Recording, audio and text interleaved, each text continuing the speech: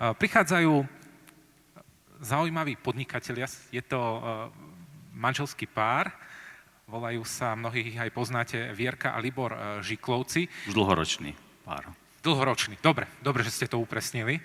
A poviem o vás, ale viac poviete samozrejme v prezentácii. Už sme spomínali tú reláciu Jama Lebová a teraz povieme praktický príklad, ako vie pomôcť aj takáto relácia. A zároveň prezradím ešte o vás, že ste dlhé roky budovali spoločnosť Superstany EU. A teraz už dávam slovo manželom Žiklovcom. Ďakujeme pekne za slovo. Dobrý deň prajem všetkým. Nie je toto úplne naša komfortná zóna stať a prednášať tu, ale keďže sme tu dvaja, dlhoročný partneri, tak tých 5 minút už nejako dáme. 4-minútové video máme. Áno. Ja využijem vlastne tú vašu interakciu, že ste boli taký celkom interaktívne publikum, tak začnem hneď otázkou, čo by ste očakávali od partnerstva s Levom? Tak ja vám poradím, hej, existujú v podstate asi dve možnosti, také najzákladnejšie, buď vás zožerie, alebo pokiaľ je už dosť síty, tak si vás ani nevšimne a vykašle sa na vás. Samozrejme to platí asi v tej zvieracej ríši, ale v tej ľudskej môže byť aj možno aj nejaká iná možnosť, ako uvidíme. O tej Jame Lebovej vlastne naspäť? Naspäť. Aha, pardon. Jama Lebová to už padlo. Je tu niekto, kto nepozná ten formát?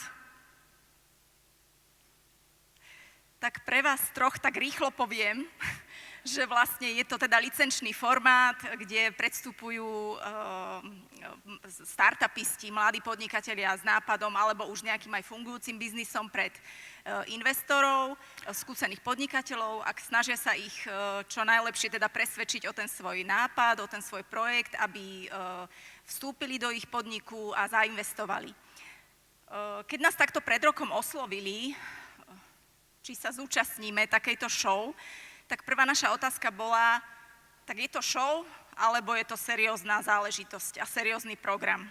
To bola taká prvá otázka, ale vyvstalo potom veľa ďalších, a to takých teda, že kto budú tí investori, o akú investíciu môžeme žiadať z pohľadu nášho biznisu, čo si máme všetko pripraviť, ako to bude prebiehať, čo keď neúspejeme, budeme ako taký, jak sa to povie, tak hviezdna rota, na ktorú budú sa celé Slovensko smiať potom. Čo môžeme teda očakávať potom následne od toho investora. Všetky tieto otázky sa nám vírili hlavou, ale vlastne ani netrvalo dlho a odpovedali sme si na ne, hlavne na tú prvú, teda, že či do toho ísť alebo neísť. No a poviem otvorene, vyzeralo to predtým, že sme si najprv museli pozrieť tento film, že či pôjdeme do toho, lebo sme presne váhali. Ale nakoniec sme povedali, že áno, ideme do toho. Vedeli sme, že čo nás čaká. Čakajú nás 2 mesiace na to.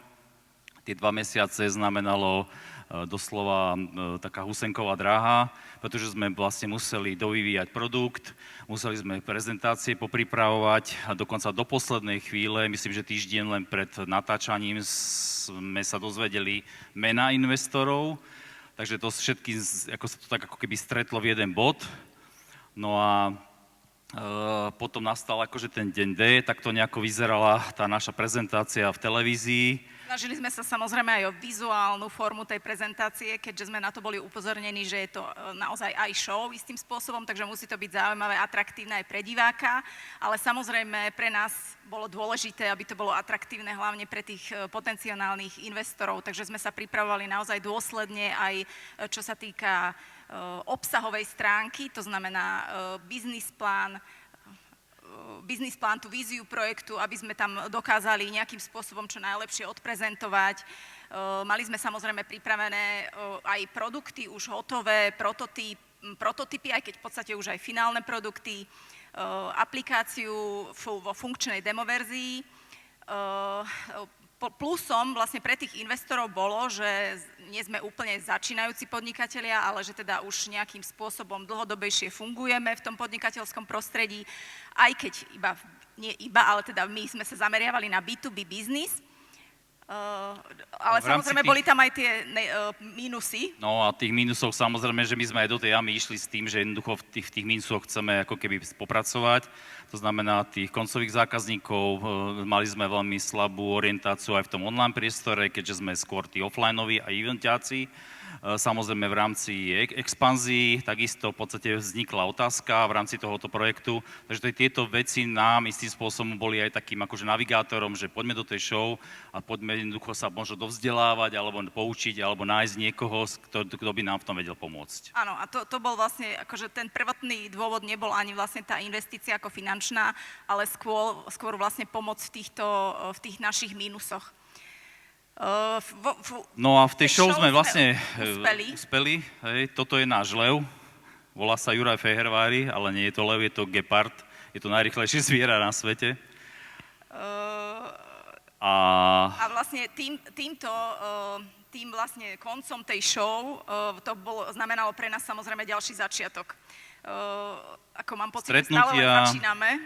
A samozrejme, že tým, že tie stretnutia sa rozbehli, tak sme zistili, že vlastne v tom podnikaní, alebo v tomto projekte sme len zase len na začiatku, takže vidíme, že čaká nás ešte veľmi dlhá cesta, aby sa tieto veci upratali a naštartovali tak, ako sme si pôvodne akože plánovali. Juraj nám je samozrejme stále k dispozícii, vlastne je náš taký mentor vlastne a takisto jeho ľudia, lebo má okolo seba veľmi veľa šikovných ľudí a my sme vlastne mali to šťastie, že sme sa zoznámili naozaj s mnohými profesionálmi v tých svojich oboroch a dokážu nám byť nápomocní práve v tých možno našich mínusových oblastiach.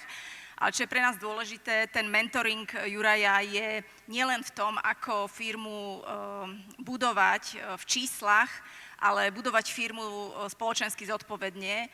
A to je tiež pre nás akože celkom dôležité, takže sme veľmi radi, že sme vlastne takýmto spôsobom získali investora, pre ktorého je toto tiež veľmi dôležité. A určite odporúčame to zažiť, ako takýto nejaký kontakt s investormi, aby sa človek trošku akože zorientoval, že kde sa nachádza a kam by sa mohol dostať. A druhá vec je, že nás ešte vlastne usmerňuje aj prináša nám taký iný pohľad na ten náš projekt, lebo možno, že sme už aj boli tak zaciklení v tom našom projekte alebo v tých našich myšlienkách, ale on nám ukáže aj nové cesty. Ale už čas beží, takže... Ano, ale aby ste vedeli vlastne, do čoho zainvestovať, tak vám pustíme také vlastne krátke videjko. Pôjde? Pôjde. Niečo o nás. A mám stlačiť čo teraz? Znova, daj. Ahojte. Ja som Libor Žikla. Ja som Viera Žiklová a chceli by sme vám predstaviť projekt Aberfáber príbehové deky. Sú novinkou na našom trhu a pravdepodobne aj vo svete. Je to unikátne spojenie tradičných rozprávok s modernou technológiou. Jednotlivé príbehy sa odohrávajú na mäkkej flísovej deke s našitým tajným vreckom, kde dieťa nájde hrdinu každej rozprávky. Vďaka zdarma stiahnuteľnej mobilnej aplikácii Aberfáber tieto príbehy ožijú v 3D svete so slovíčkami v cudzích jazykoch a audiorozprávkou. Cesta okolo sveta za 80 dní. Obrázky namaľovali skvelí slovenskí ilustrátori a rozprávačmi sú známi umelci a herci. Nechajte sa vtiahnuť do čarovných rozprávkových príbehov cez naše Aberfáber príbehové deky. A poďte sa s nami hrať.